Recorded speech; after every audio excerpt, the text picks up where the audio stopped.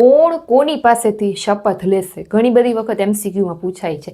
પહેલા તો જો અહીંયા જે લખેલું છે ને, કોણ શપથ લેશે અને કોની પાસેથી લેશે, એનું આખું એક ટેબલ છે. વિડીયોને સેવ કરી લેજો અથવા તો લાસ્ટમાં સ્ક્રીનશોટ લઈ લેજો. જો સૌથી પહેલા રાષ્ટ્રપતિ છે, તો રાષ્ટ્રપતિ કોની પાસેથી શપથ લે છે? તો કે સુપ્રીમ કોર્ટના મુખ્ય ન્યાયાધીશ પાસે.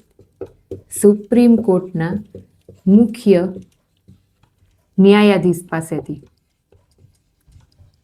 બરાબર. ત્યાર પછી ઉપરાષ્ટ્રપતિ છે, તો એ રાષ્ટ્રપતિ પાસેથી શપથ લે છે.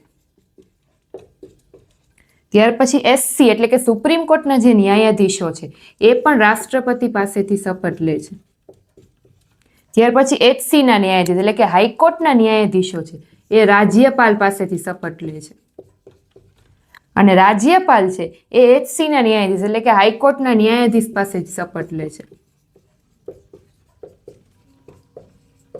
ત્યાર પછી પ્રધાનમંત્રી તથા મંત્રીમંડળ, પ્રધાનમંત્રી તથા એનું મંત્રીમંડળ એ રાષ્ટ્રપતિ પાસેથી શપથ લે છે. પછી મુખ્યમંત્રી તથા અન્ય મંત્રીઓ એ છે એ રાજ્યપાલ પાસેથી શપથ લે છે. અને રાજ્યના જે મહાધિવક્તા છે એ પણ રાજ્યપાલ પાસેથી શપથ લે છે. ટૂંકમાં કોણ કોની પાસેથી શપથ લે છે એનું આખું ટેબલ છે. એટલે યાદ રાખી લેજો અથવા તો સ્ક્રીનશોટ લઈ લેજો અથવા તો વિડીયોને સેવ કરી લેજો. Thank you.